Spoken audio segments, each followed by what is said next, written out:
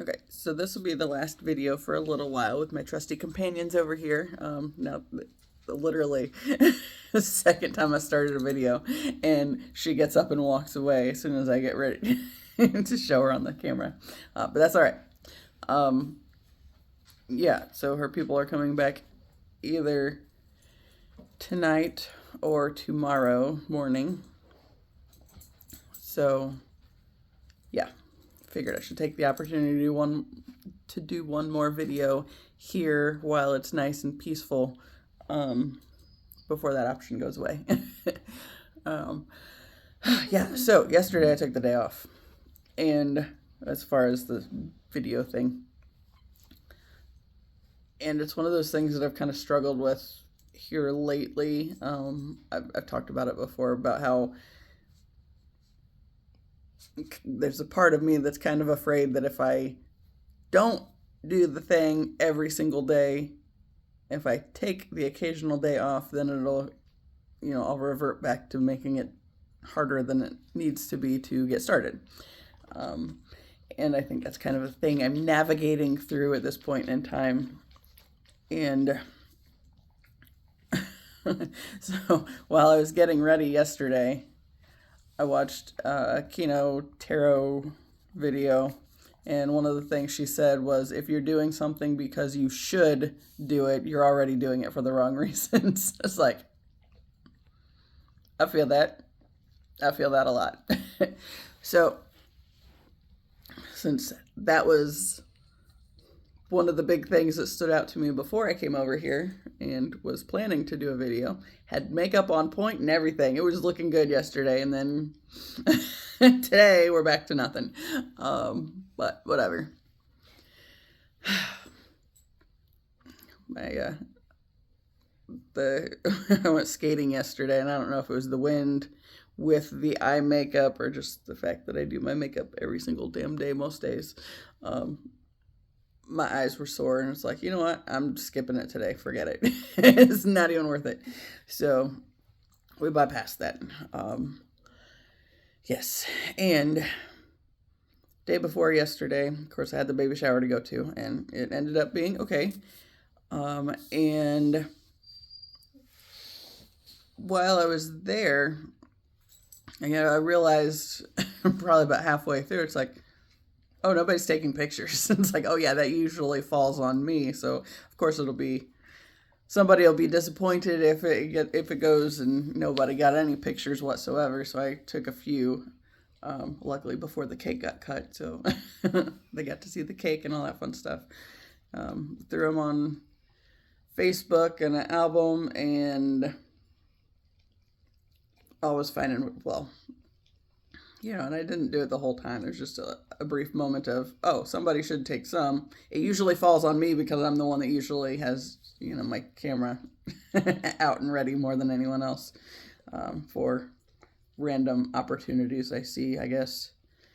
That's going to bother me now. Buttercup's giving India a bath.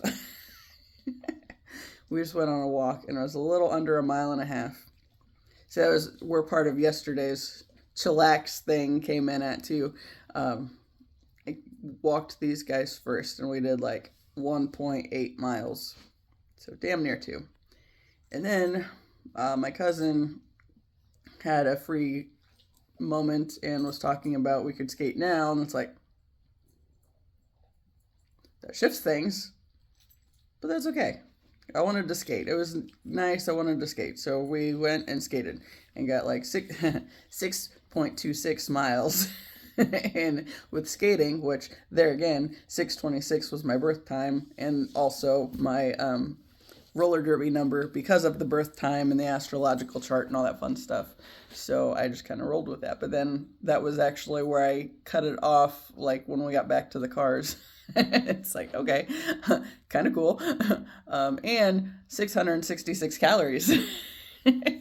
So I guess not good if you buy into the church bullshit, but I mean, I don't anymore, so church is irrelevant. No.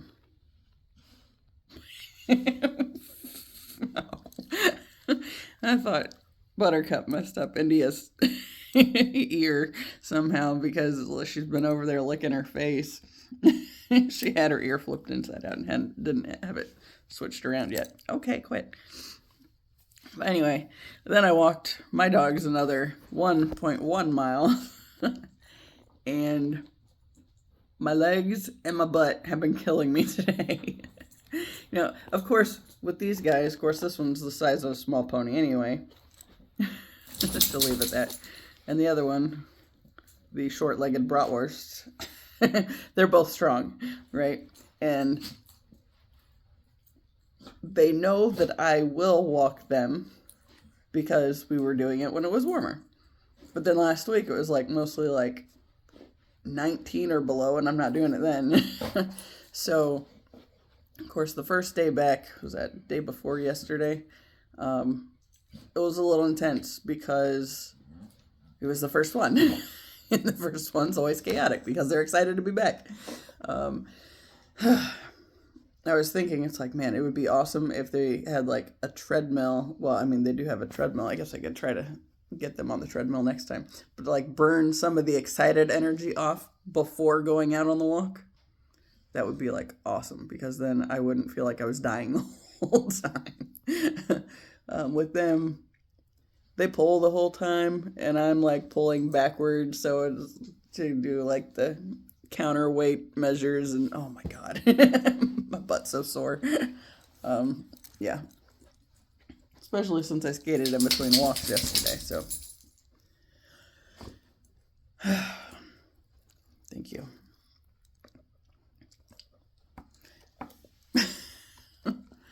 So I was, this morning when I was getting ready, and like I kind of already knew I was skipping the makeup, just because my eyes were sore yesterday, and it's like, you know what, I'm just kind of done.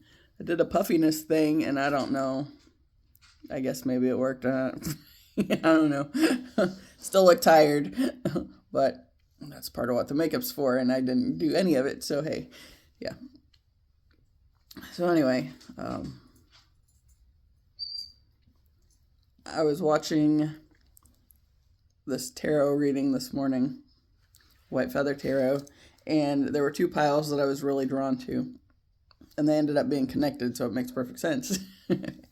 And the one, like, I wasn't going to watch the second one until after I did a video, but then I got sidetracked with these guys wanting in and out several times because it's really nice today. I think it's supposed to be like 51, and currently it's mid-40s, but they keep wanting to go sit outside and then come back in. It'd be really nice if there was like a fence. But there's not. So we roll with what we got.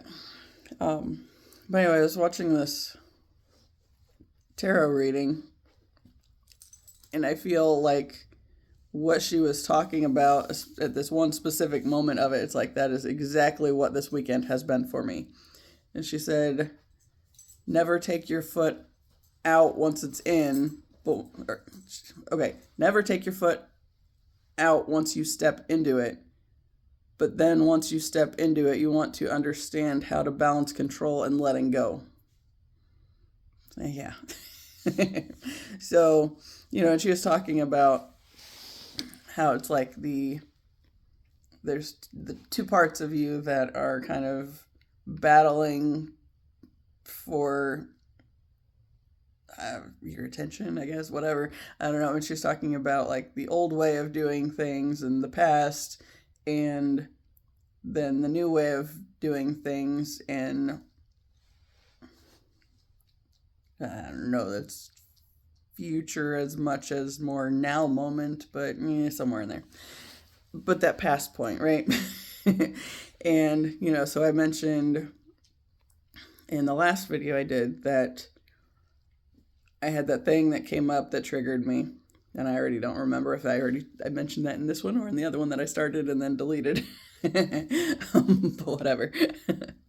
But yeah, so I got triggered the other day, and then next thing I know, I like had this brief moment where it just kind of washed over me that I could just delete this whole channel and go back to living under my rock, right? And I was like, no, that's not an option anymore. It's just not.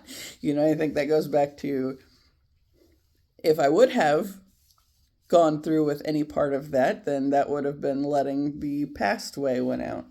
And that would be the issue, right? So she said, she also pulled this Knight of Pentacles card, and she said, slow and steady steps, consistency is what is important. She said, keep that foot there even if you aren't going to take another step for a while.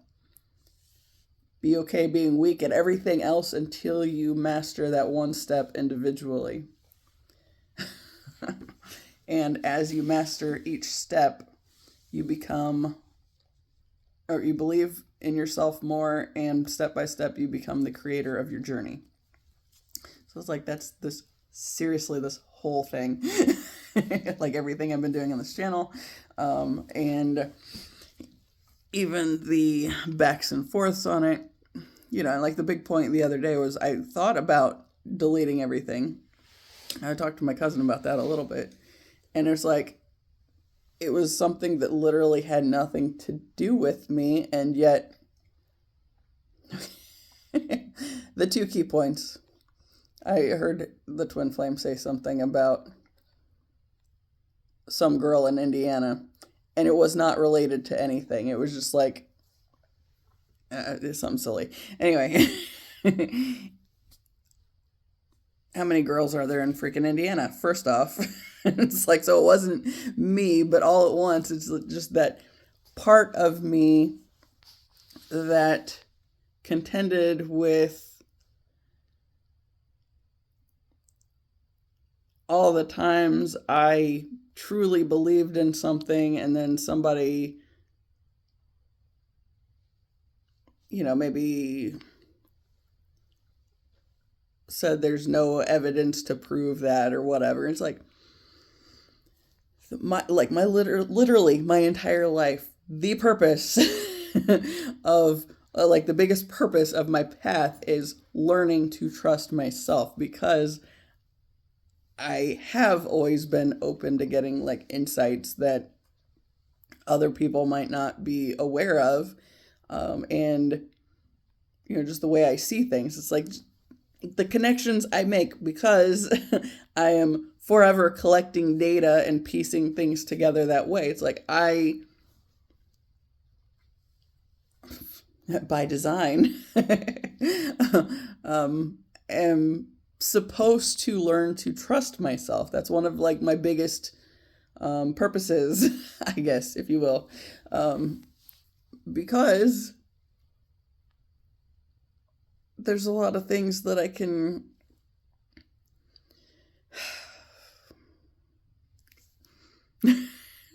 it's really hard to talk about like certain things that I've known without knowing how I've known, when sometimes it doesn't feel like there's evidence to support it for a while, right?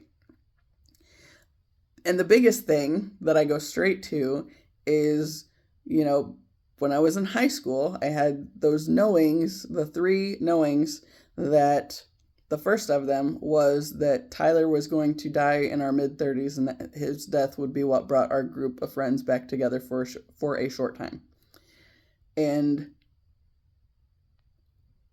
the second of them was that I would be 40 before I would start putting the pieces together. So when I got those messages that last week in high school,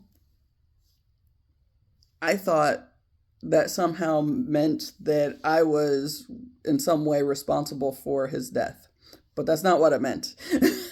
But nonetheless, because I was afraid of this idea, I ran very hard from like the whole group of people, you know, friends, like people that were really important to me for, you know, a significant span of my high school career anyway.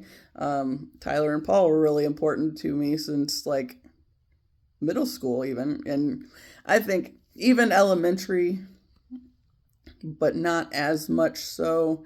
They were always there, and we had similar okay, like, so we were all in the same grade, and we had older siblings that were all in the same grade. So they both had sisters, and I had a brother, or have a brother, yeah. So they were all in the same grade as well, so it was just another connection. But then, we had like, the band stuff we did in middle school, it was like a convergence point. And then also, they had background in music where I didn't. So I kind of put them on a pedestal because of that. And yeah, but just anyway, the connection, right? They were always, just since our situations and our family structures and whatnot kind of seemed comparable. I don't remember where I was going with that. I don't know. Anyway, yeah, like when it came to the knowings, and then I knew that he was going to die in our mid 30s, it freaked me out, and I thought it meant it was somehow my fault. And so I ran from the connection completely. Like all the friends through Drumline and all that stuff, like I disconnected with everybody and just ran as hard as I could because I thought it was somehow my fault that he died. But then the thing was, when I felt like I needed to reach out to him, I couldn't do it. Like I refused to bring myself to do it because I was afraid of my sadness oozing into his life and complicating his situation when I thought he was living the dream. So I didn't do it, right? And then, we hit the mid 30s point and he dies anyway. So then it's like, well, now this thing that I ran from because I thought it was somehow my fault, it happened anyway. As far disconnected as I was from that situation, it still ended up coming about. So because those dogs making weird noises, because he still died in our mid 30s, I finally stopped running from myself in some ways, and I finally was just like, whatever's on the other side of death, he knows. Anything I would have tried to avoid telling him if he was alive, right? Because I would not have spoken to, and the silly thing is, like, to a bunch of the shit that started when I was 8 and mostly came up because of my cousin who, yeah, who was what he was. So, yeah.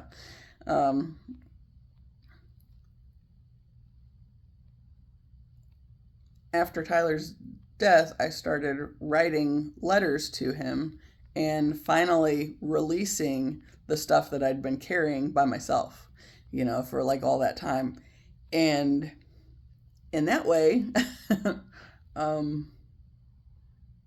his death was responsible for me being able to get to the next step for me.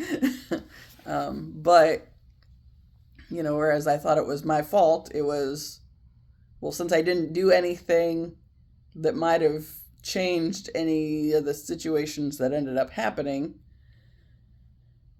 then I might as well just like face this, ultimately shadow aspect of myself that I've been running from my entire life, because my whole life has told me that I should feel horrible for all these things that I realized at 35 I hadn't even done anyway. But, at that point it was just like, fuck. How much of my life did that fuck up, right? So, then I got to 40, and the big things that came up, okay, so there was I started setting intentions whenever something came about. Like I got the job with the intention, or that last factory job with the intention of getting my writing habit more solid. And I did do that, at least for a while. Quit liking. And Buttercup.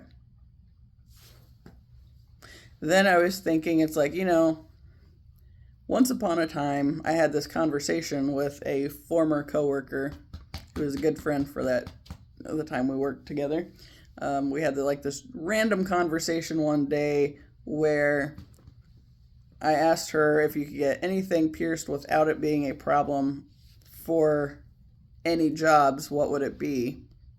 And I don't remember what she said, but I caught myself off guard because I randomly said I'd get my lip pierced. It's like, I never thought about that in my entire life. And then here I think it was like 2010. It's like, oh, well, if it wasn't relevant for a job situation, then I'd get my lip pierced. It's like, obviously, since I said it, it was in there somewhere. So, so at 40, I was like, you know what? I had this thought where once upon a time I said this would be the thing I would do. It's like, why don't I do it? And so I did it. And, I had seen some people with they get the double hoop nose ring, and that was kind of what I was going for. But then I liked the ruby and onyx together, and yeah. So I haven't gone to the hoop or anything. But when I got those at 40, I set the intention that never again would I work a job that asked me to be anything less than 100% who I am, right?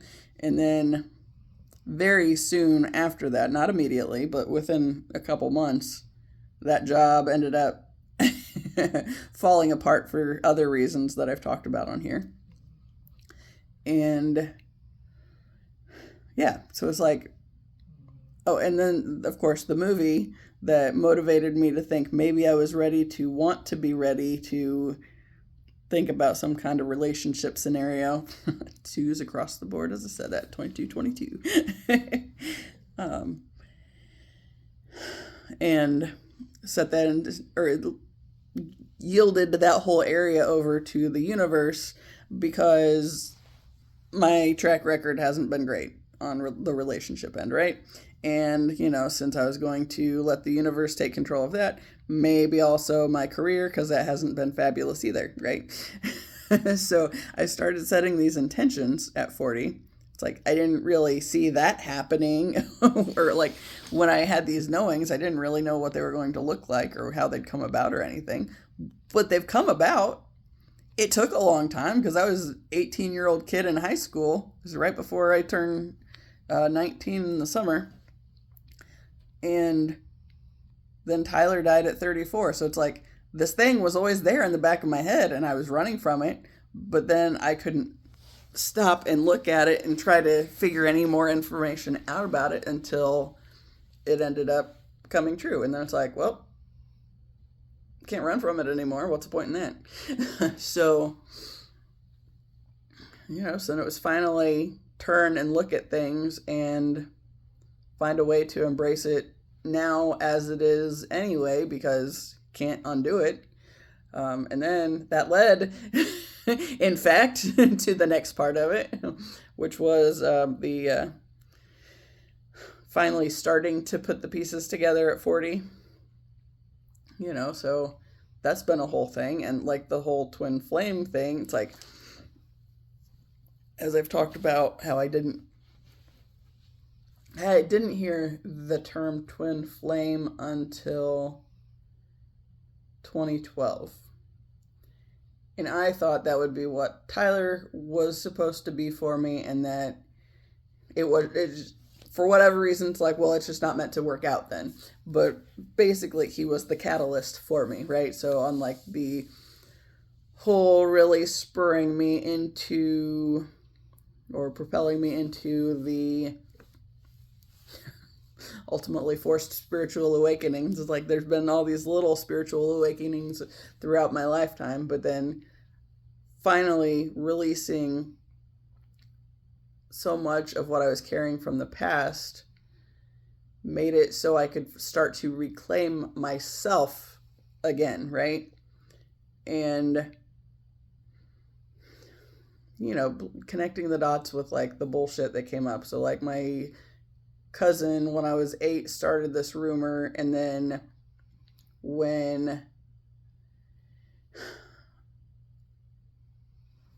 we were in middle school, he and his buddies would sit there and in band class, so like I had the percussion guys that were back there with me.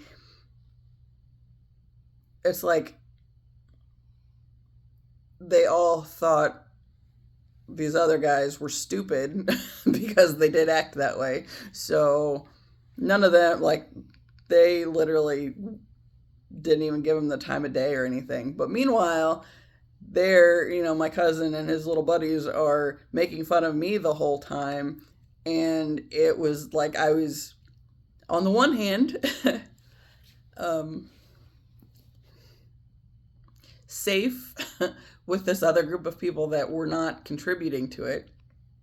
And I think that's one of the big things that had, or that was where I put Tyler and Paul on pedestals, was because, like, that whole time frame when that was going on and this thing was like trying to destroy me, they were there and not contributing to it. So, yeah.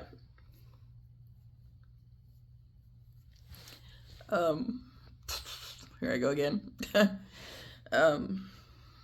Yeah. But then, like, once I start really connecting the dots, then that leads to the one guy that he was in that group, and my one friend liked him a lot, and he decided, basically, was my cousin had told him we'd had sex, so he thought I had the experience, and therefore he was out to get experience, because that was, whatever. That was all he was interested in me for.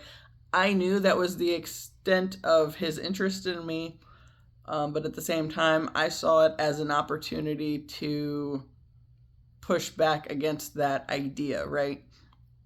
So, knowing what he was after, and knowing he wasn't going to get it, it was like this.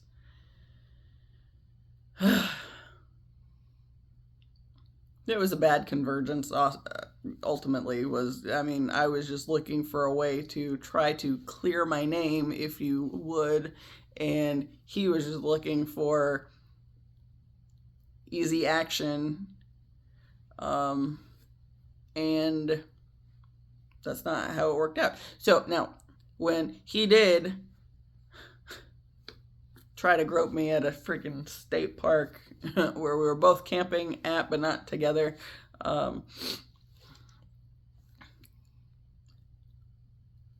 that was kind of like, that was like basically the end point on, I knew my friends weren't going to take him seriously after that either. So it was like a little bit of a pushback, right? So I told them what had happened and dumped his ass, and I don't even count him as anything, but still, it was just an attempt to try to reclaim something of myself that I felt like had been taken away from me, through the fact that they were spreading shit that wasn't true. And then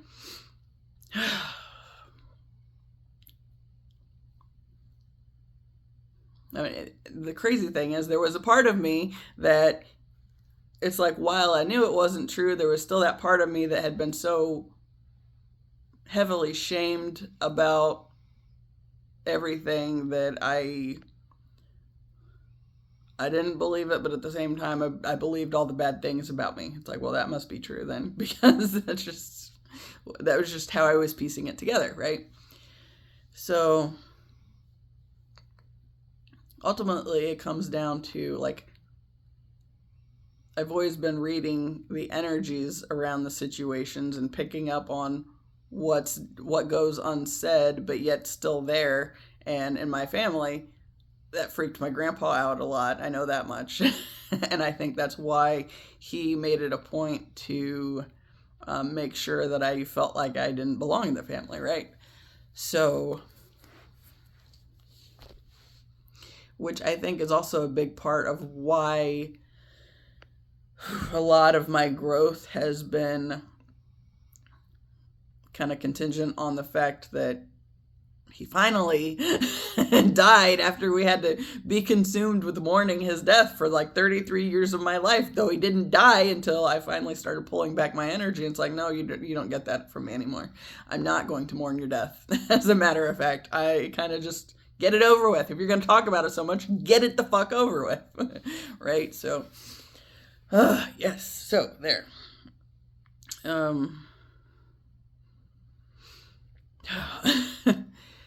So it's like I've always been reading the energies, picking up on the energies, and all this stuff. And it's like I've known things without knowing how I've known them. And then when people call me out because it wasn't specifically something that was said, then I felt like shit and started doubting myself because, well, clearly I can't be right then. If everything's showing me that, no. But then, then like these big knowings have come true, at least 2 out of the 3. But then the third one, I've talked about that being the specific group of guys. It's like, in a way that has, because I'm realizing that, we've always been connected and helping each other on this journey. And like the really shitty, dense energies that I've picked up on and just kind of carried. It's like I carried a lot of it by myself because I thought I had to. But at the same time, like soul family wise, there are others out there that have been helping me to release the things that I couldn't release. And it took the twin flame thing before I understood that to be what was happening, and it wasn't straightforward. It doesn't just come with, oh, hey, yeah, this is what that was. It's not that easy. This is like figuring it out through dreams and then realizing that you can go back into like some of the dreams and like kind of shift things and then see it for a different perspective. It's like each time I was able to release stuff, like the total anger toward my ex, it was like each time I released another layer of the shit that I've been working through on this whole YouTube process, it allowed me to go back into this little vision, dream. It was a dream. Like I actually had the dream the first time. It must have been 2021 because that's when the 30-day write your book challenge thing came up, and that was kind of, everything was weaving together. It's like everything's always been coming together. It's just I wasn't able to see it until I started releasing some of these like denser layers of bullshit that I was carrying. Yeah.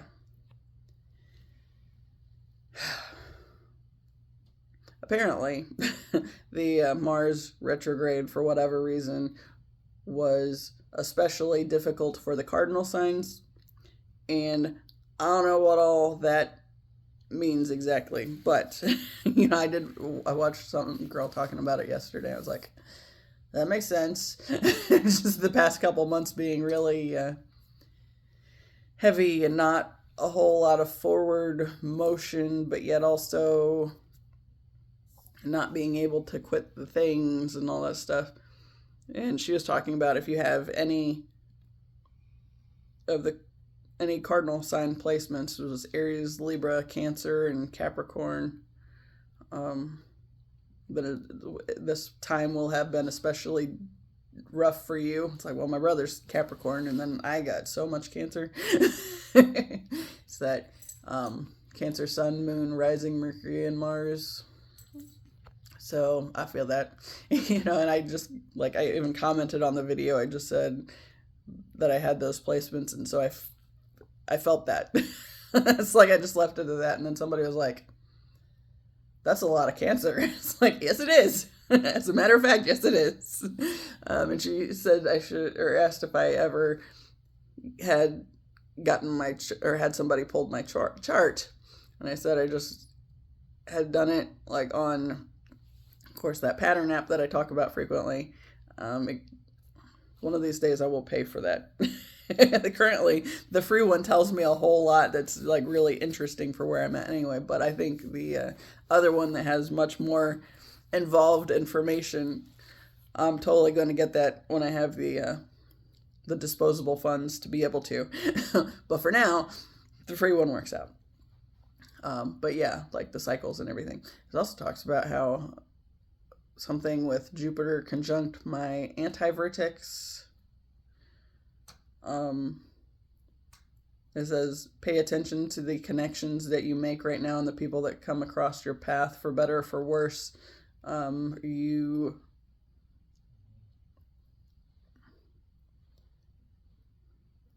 Something about it might feel like you're meant to be in each other's lives for better or for worse. I think that was the thing. But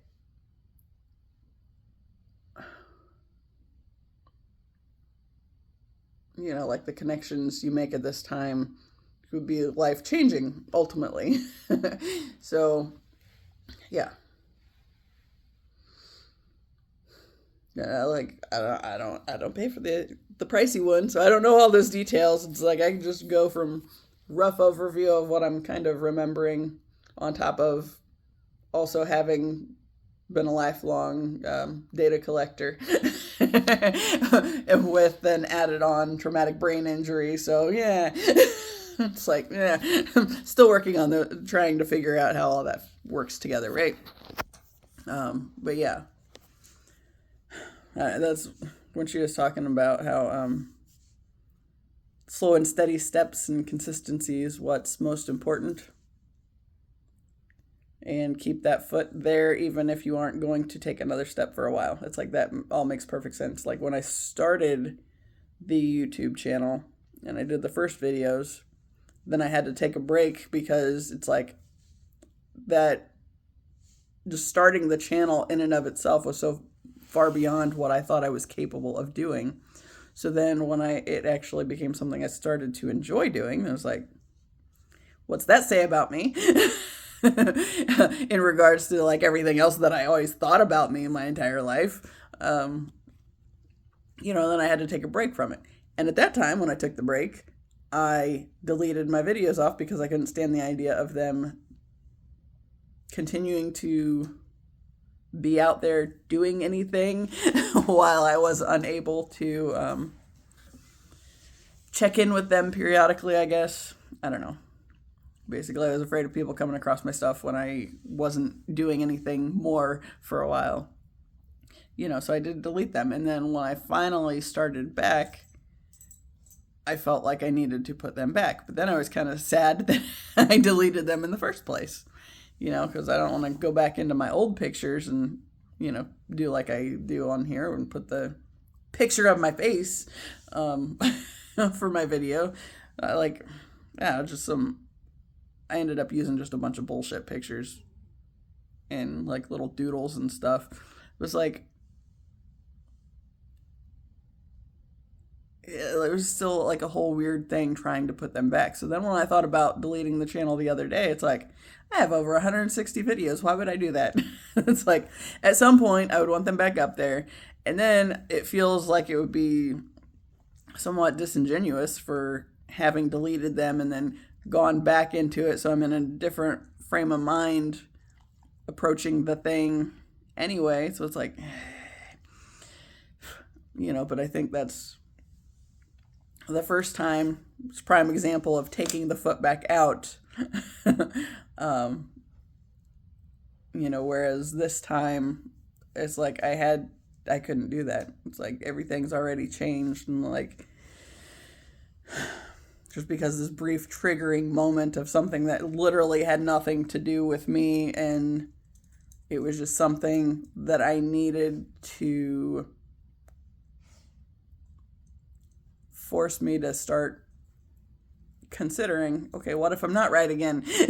You know, what of all the times that I allowed myself to discount the things that I had said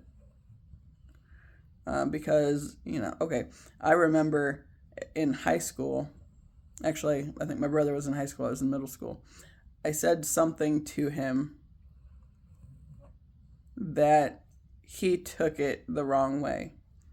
And my mom, when he was all pissed at me and he told her what he'd said, then she got pissed at me too, until I told her that he hadn't given me the chance to explain it any further. And when I said the other part of it, she was like, oh, well, that does make sense. It's like, duh. It's like, I'm not just an asshole, even though that's what everybody wants to think, apparently. You know, because I think that goes back to that being able to be aware of the this and that of things. Like how, yes, this might be true, but the other end of it can also be true. And most people aren't ready for that. Yeah, like, okay.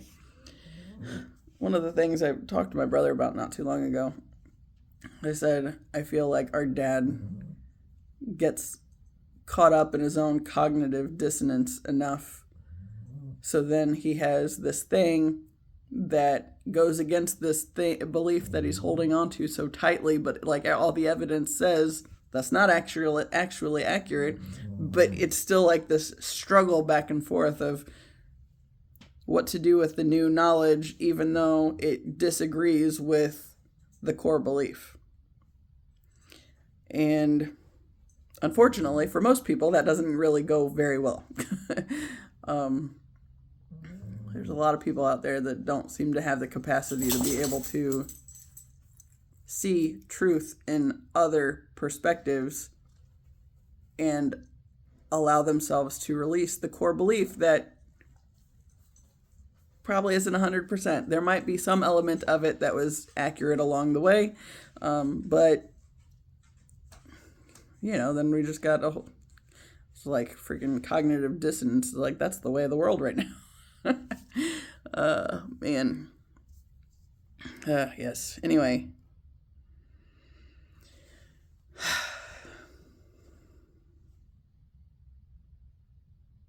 But I feel like that's the big thing that I'm kind of navigating through at this point. But I thought it was really, really a good timing on that whole, the reading this morning. You know, and like everything goes together, right? So yesterday, I have this day where I think I was still planning on doing the video because I was thinking that every step forward is a step forward, right? But then, you know, like White Feather Tarot is talking about keep your foot there even if you don't take another step for a long time. Hi. It's still keeping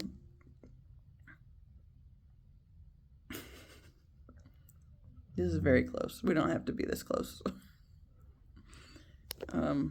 Yeah, I don't know. That was really kind of do you have to potty? Is that your problem? I don't know if she actually has to potty or she just wants out because it's really nice and she really likes being outside. But she can't go outside without the other one wanting to go outside, and the other one keeps wanting to come back in before she wants to come back in, but they have to do everything together, so yeah, we'll see. But I'm going to go put her out, so we'll see. Anyway, so yeah, I feel like like that whole thing just goes to speaking to the messiness of growth and trying to get to a new way of being. And it's, I don't even remember, what was I? Yeah, I think it was yesterday. So I came home after I walked these guys so I could get my skate stuff and go skating with my cousin. And I've talked about how it feels like the junk is taking over in the house, right? So, and then like there's this whole thing with trying to clean up and purge my own stuff and, getting rid of other stuff. And then like their stuff is trying to impose itself into my space, right? So currently, the kitchen table is like where it's kind of playing out at the moment. And like I was trying to, was it before I skated or before I walked the dogs? At one point I was eating in there, so like I don't know if that was when I moved the stuff off the table so I could have a small corner of the table, or what was going on. But my mom got a new computer. The computer box was on the table with the old computer on it, and it was over on the like. There's 3 seats. Hers has a computer in front of it, so she's kind of like always at an angle when she's trying to eat dinner or whatever, if we're doing something like that. But then there's like my spot and my dad's spot, right? So my dad normally sits on the end. Here lately, he's been sitting more in the spot that I tend to sit in more. And I think it's because there's less stuff there. It's like the ends are imposing their way in, and it's like coming in from the middle. But then this other spot, it's like the most available spot most of the time. But like anyway, there's like the computer in this box on the table. So I moved it. Oh, I was feeding the dogs. That's what I was doing. So I needed table space. So I put it on the back of the couch while I was doing that. And here's just a whole freaking ordeal. And then my dad made a smart ass comment about she's just kind of taking over the table, isn't she? And then my mom gets all mad and says, well, do something about it. She goes, this isn't all my stuff and blah, blah, blah. And, so they're kind of bickering and I just stayed out of it, and he was trying to joke about it and made some kind of smart ass remark. And she was like, no, she wasn't the one that said anything. You're the one that started it, and blah. So it like became this whole bickering thing between the two of them. It's like, leave me the hell out of that. I don't want any part of that. And it didn't solve anything. Didn't get anything handled either. So, yeah. So anyway, get the dogs fed, go and skate, and my cousin and I talk for a bit. And make some more connections, as is the thing that I'm doing here lately. And when I went home afterwards, I don't know, did I eat before I walked the dogs? I might have eaten something before I walked the dogs. I don't remember at this point in time. When I was getting in the refrigerator, there was a freaking fork in the refrigerator. So my parents left the house at that point in time, and I think they had a funeral visitation thing to go to or whatever. And so I just take a picture of it and I send it to the chat I have with my mom and dad, and was like, what the fuck? Because it's just a fork sitting on the shelf in the refrigerator. And my dad's like, I wondered what I did with that. It's like, seriously? Good grief. And it's like that with everything now. So it's like, I've talked about how like no one thing that I'm doing can I do exclusively only that thing. It's like they all go hand in hand together. So I'm doing my little sort of talk therapy on the YouTube channel, and then I'm writing some, I'm journaling every day. Sometimes the actual writing for writing's sake, sometimes that happens, but it's been rough here lately with all the dogs sitting. Yeah. But the journaling does happen every day, one way or another. And then the cleaning and the rearranging things, and that's kind of come to a little bit of a standstill because there was a baby shower that got in the way. And then yesterday it was nice and I wanted to skate and also walk a whole lot of dogs. So it's kind of gotten put on pause. But then I've also been feeling really like crazy rundown for a while. And I mean, you can totally, I mean, the shadows, yeah. Totally rocking the shadows here lately. Um, which is part of why I normally worry about makeup. And today I just wasn't. It's like with my eyes, this is just like, you know what? My skin needs to breathe for a minute, so fuck it. And yeah. Besides, it's not like it's the only time I've ever not worn makeup on here. I have several videos when I started out with skating and not wearing makeup at all. Then I just kind of liked the makeup better. And then, you know, some days that's kind of an ordeal too. So I think that's kind of one of those things about balancing what to do and what not to do. You know, the one thing, okay, she said, I moved the chair back, so I have to move closer.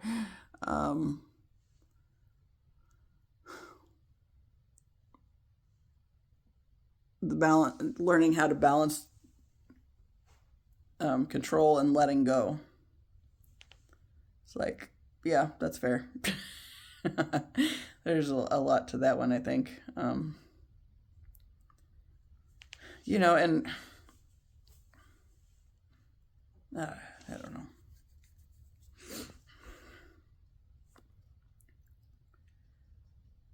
And I feel like, okay, so the way I was raised was you have to be in control of all these things. And if things are out of your control, that's a problem, you know? And it's like, yeah, that's just how my family is, right? It's all like my grandfather and controlling how people perceived him and, you know, saving the worst of his behaviors for me, who's like sensitive to it and like can see it from a mile away, regardless of whether he, I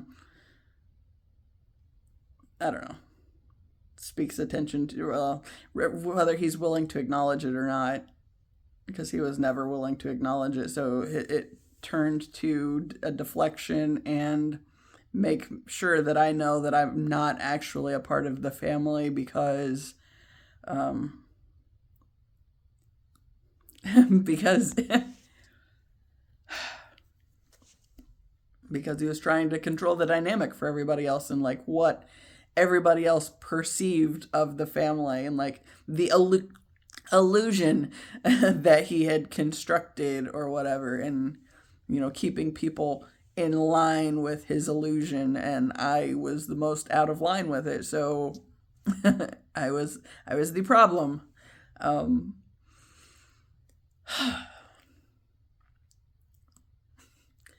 so basically that whole situation set me up with kind of a jacked up dynamic or idea of like the back and forth on the control and the letting things go. And you know, like I've always wanted to believe that there's more out there. I wanted to believe that magic was possible, right? And wanted to believe that the universe was completely in control of everything, and yet at the same time it felt like my life did not want me to hold on to that at all. And I mean, with good reason, to be honest, because if you start making room for magic to happen, then it kind of destroys the illusion. And most people are locked into the illusion and don't want to let go of it. That's why I feel like a big part of my being able to get to the next thing for me, like the next part of my life, was contingent on my grandfather's finally kicking the bucket. You know? So I have literally no sad feelings about the fact that that man is gone. And, you know, like I don't talk about this stuff with most of my family. Like, there are people that know that I feel that way, mainly my brother and my cousin. Um,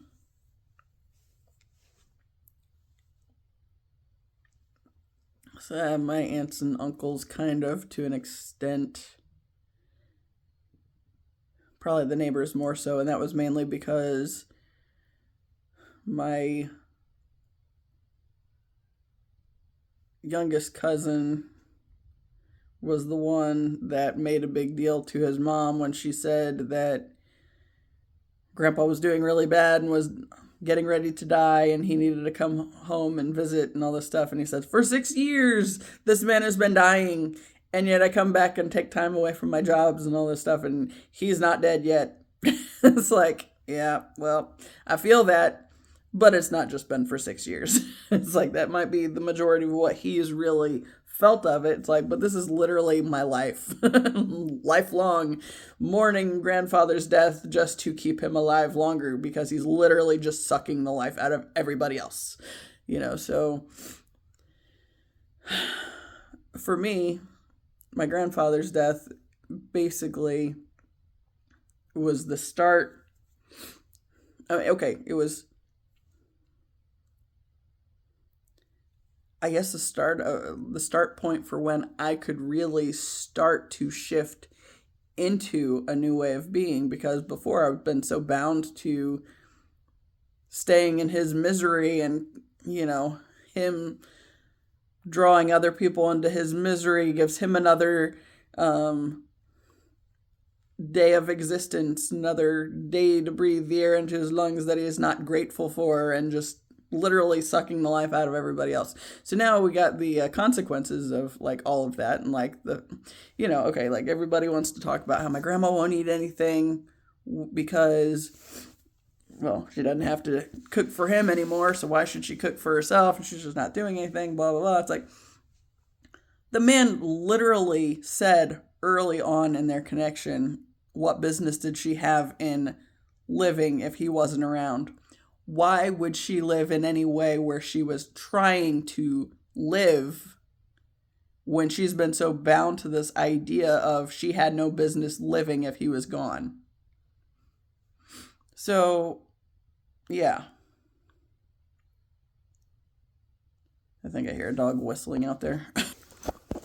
Okay, so yeah, like watching the whole thing, it's like the end of a toxic way of being that never should have been. And I feel like I see it immediately in my life and like my family, but at a larger scale, it's also playing out, at very least you can see it in the country. But also, I think it's kind of a worldwide thing. It's like, this is how I'm seeing it in my life immediately surrounding me, but it's also playing out on a much larger scale as well.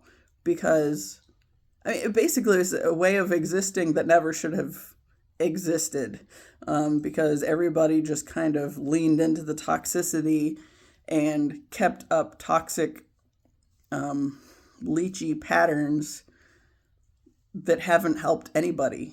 And some people are trying to hold to that very strongly, and it's not going to go well for them, and part of that is my family. But, that goes back to that detachment issue that I've been working on this year as well, and realizing that just because I see it and know why something is there, why somebody's acting a certain way, the wound, like when I can see the wound and know that that's what they're living from, just because I see it doesn't mean it's mine, nor does it mean it's my responsibility to heal. I can only heal what is mine, so that's what's on me. So that's the purpose of my whole channel and this whole thing that I've been doing here.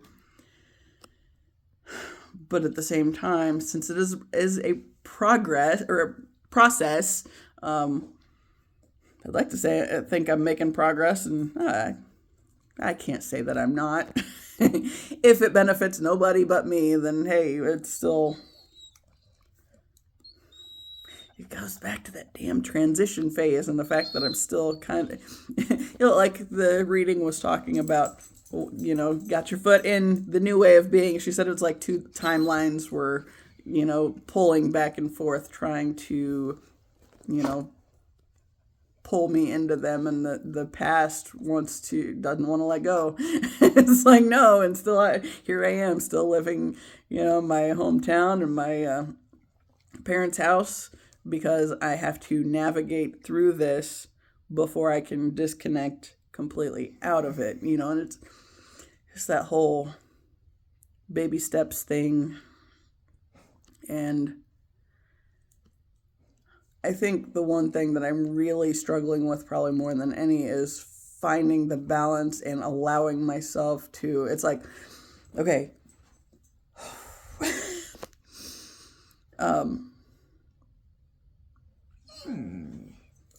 like, I know emotionally speaking, this is like a whole big thing in and of itself. And obviously there's been a lot to unpack that I've been doing over the past however long. Not quite year and a half, but pushing it. And it's like, I feel so tired all the time right now. Stop. And it's like, I don't feel like I'm doing a lot, or like I don't have a whole lot to show for it, right? So it's like emotionally draining and I'm exhausted. But then, like my family just sees me sleeping all the time, and then it's like, well, you're just lazy. It's like, well, never mind that I was up 4 hours in the middle of the night too, just because I couldn't sleep.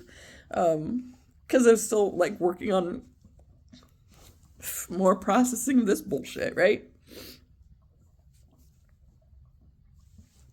But I think that's kind of like one of my hang-ups here, especially, is just trying to figure out, it's like, it doesn't seem like I'm doing enough as far as, because I have nothing to show for like what I am doing, right? Just, things are changing, yes, and sometimes like there's a jump in what's happening around the house, yes. Sometimes I do a lot more writing, sure, but I'm not sharing that with my family. I don't want them anywhere near what I'm writing or what I'm like actually working through, because I don't want them to mess it up, because it's literally, they would not be in support of it. Because it threatens their way of existing and the toxic way that they are so locked into and bound by, that they refuse to see as a problem. So yeah.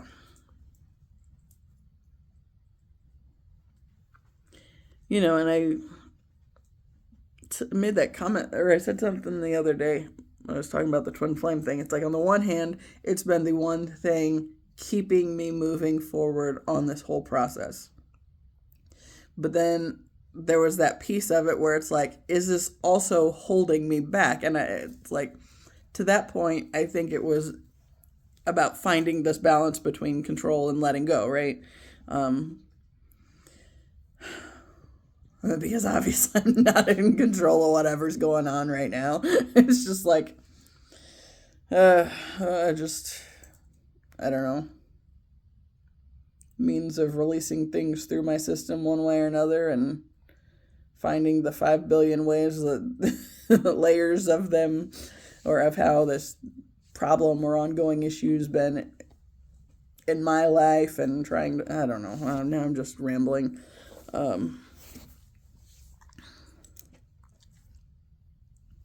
Yeah. I think I'm going to wrap this up so I can go home and go walk my dogs. And maybe eat something. Maybe clean something, because I need to get back to that, because I still haven't got the damn bird cage listed. I kind of wanted to skate today. My butt and my legs are saying, don't worry about it. Take the day off. It's okay. Since I still got more dogs to walk anyway. Um, but yeah, it's like I need to get I need to wash more of the bird stuff so I can put it in the cage to take some pictures of, hey, all this shit comes with it. Now that it's cleaned up for the most part. Honestly, I probably won't put the bottom grate and the plastic thing on there for the picture. It's right now it's just leaning in front of the cage, and I might just leave it that way because I don't want to. And you can tell there's the bottom. It's just not together. So yeah, especially since more of it has to come apart so I can get it out of that room after I take the pictures. Hit me. But yeah, that's today's task, I guess. And it's really frustrating too that the room progress has been brought to such a standstill, but really the only reason it has is because of a baby shower, and that's over now. So yeah. She's like very leaned in and concerned and very involved. Yeah, plus I go spend some time with my dogs too.